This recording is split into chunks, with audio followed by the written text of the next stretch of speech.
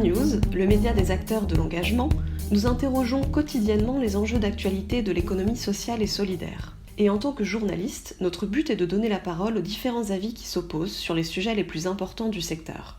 Je suis Mélissa Perrodo et dans ce 4e épisode de En Cause, nous allons nous pencher sur les objectifs de développement durable adoptés par les membres des Nations Unies en 2015. Éradication de la pauvreté, lutte contre la faim, réduction des inégalités ou encore lutte contre le changement climatique, l'agenda ambitieux se compose de 17 objectifs couvrant l'intégralité des enjeux de développement dans tous les pays. Avec une finalité aussi importante qu'immense, bâtir un monde prospère et durable d'ici à 2030 grâce aux efforts des États, de la société civile et du secteur privé. Mais 5 ans après l'adoption des ODD, à 10 ans de l'année butoir, il faut bien constater que les analyses ne semblent pas très optimistes. Les rapports 2019 de l'OCDE et du SDSN, le réseau des solutions pour le développement durable, ont ainsi rapporté que même les économies avancées ont encore beaucoup de travail à faire pour respecter les ODD, et que les tendances sur le climat et la biodiversité sont tout bonnement alarmantes. Pandémie oblige, c'est à distance que j'ai interrogé, pour commencer, Eve de la Motte Karoubi, senior manager du SDSN. Le réseau des solutions pour le développement durable est mandaté par les Nations Unies pour soutenir de façon indépendante la mise en œuvre des ODD en mobilisant scientifiques et experts. Et pour Eve de la Motte Karoubi, il y a peu de doutes concernant l'atteinte des ODD. Au jour d'aujourd'hui, on n'est pas en passe, que ce soit en France ou dans le monde, d'atteindre les objectifs de développement durable d'ici 2030. Tous les pays membres des Nations Unies se sont mis d'accord sur cette échéance parce qu'il y a une vraie urgence. Que le développement durable, c'est pas juste un idéal, mais c'est vraiment nécessaire pour la survie de la planète et de l'espèce humaine, de la civilisation humaine. Il y a une vraie urgence. Malheureusement, le monde n'est vraiment pas sur la bonne trajectoire. C'est important de noter qu'on a quand même progressé depuis quelques années, mais ces progrès sont vraiment largement insuffisants. On voit en moyenne que c'est les pays d'Afrique subsaharienne et les pays d'Asie du Sud et d'Asie de l'Est qui, sur les 10 dernières années, ont progressé le plus dans le sens du développement durable, que les pays riches de l'OCDE et de l'Union européenne, certes, ont progressé, mais très très peu. Même si on est plutôt bien classé, bien situé aujourd'hui en fonction des différents objectifs, on n'est vraiment pas en mesure de les atteindre. On ne fait pas suffisamment d'efforts pour atteindre les objectifs parce que ça demande vraiment une transformation assez radicale de nos sociétés, de nos économies et de notre relation vis-à-vis de la planète et de l'environnement. En plus, ces pays riches, ces pays déjà développés, même si on a des bonnes performances sur certains objectifs, finalement, on a aussi un impact assez négatif sur le reste du monde. On a délocalisé beaucoup de notre production et du coup beaucoup de notre pollution. Et ça veut dire que, au final, on empêche d'autres pays d'atteindre eux aussi les objectifs. On les bloque.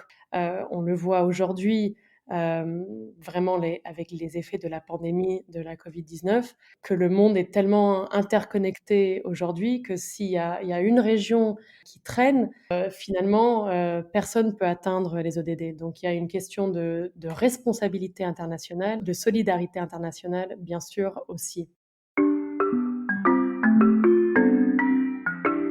Vous l'avez entendu, pour Eve de la Motte Karoubi, les progrès effectués par de nombreux pays travaillant à atteindre les ODD sont très loin d'être suffisants pour respecter l'agenda 2030. Mais lorsque j'ai rencontré Felaï Malayen, la déléguée générale du Global Compact France, mouvement d'entreprise engagé en faveur du développement durable et également mandaté par l'ONU, elle m'a expliqué qu'il n'était à son sens pas encore trop tard pour accélérer le mouvement. Alors, est-ce qu'il est possible d'atteindre les 17 ODD à partir de 2030 ?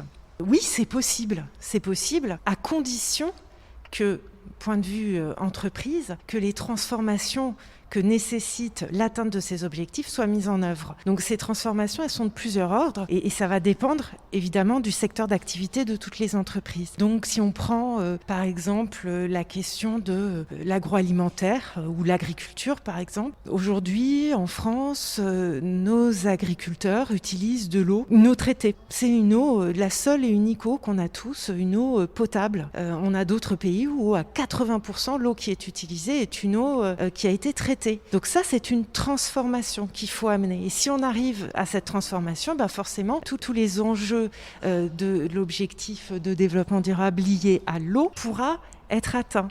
De meilleure gestion, de plus grande disponibilité pour des besoins d'eau potable, etc. Si on prend la question de l'égalité entre les hommes et les femmes, c'est pareil. Il faut changer la façon de recruter, il faut changer la façon de faire avancer, etc. Si on prend la question de la biodiversité, il faut que chaque entreprise, au regard de son modèle économique, se pose la question de quel impact elle va avoir sur son environnement proche par rapport à sa production, mais sur toute sa chaîne de valeur. Où est-ce qu'elle impacte, d'où ça vient ces produits, comment ça a été construit, dans quel environnement, etc. Comment c'est transporté. Et tout ça sont des transformations. Donc le plus important avant l'atteinte des objectifs de développement durable, c'est de mettre l'entreprise dans une posture particulière. Elle doit regarder son métier, son cœur de métier, et se demander comment elle impacte les objectifs de manière positive ou de manière négative. Et en fonction de ces impacts, elle doit changer sa façon de faire. Et tout l'enjeu, c'est cette transformation. Et cette transformation, au niveau de l'entreprise, on peut dire, elle est en cours, mais elle n'est pas globale, elle n'est pas sur les 17 objectifs de développement durable, elle n'est pas, en tous les cas, drivée au niveau national et au niveau monde, parce que c'est quand même là que ça se traduit le plus. On est loin d'y être et tous les messages de vigilance qu'on nous donne, c'est que si on n'accélère pas, on n'y sera pas en 2030. Alors, est-il vraiment possible d'atteindre les 17 ODD d'ici 2030 ? Pour Eve de la Motte-Karoubi, la réponse est malheureusement négative. D'autant plus que les pays les plus riches, aux meilleures performances en la matière, progressent en bloquant les avancées des moins favorisés.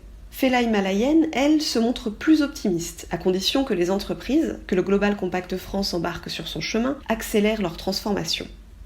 Il y a quelques semaines, le secrétaire général des Nations Unies, Antonio Guterres, a précisément convoqué le premier moment ODD. Il s'agit d'un panorama en temps réel de l'implémentation des objectifs de développement durable dans le monde, qui a lancé la décennie d'action, une initiative visant à intensifier les efforts consacrés à la réalisation des 17 ODD en 2030.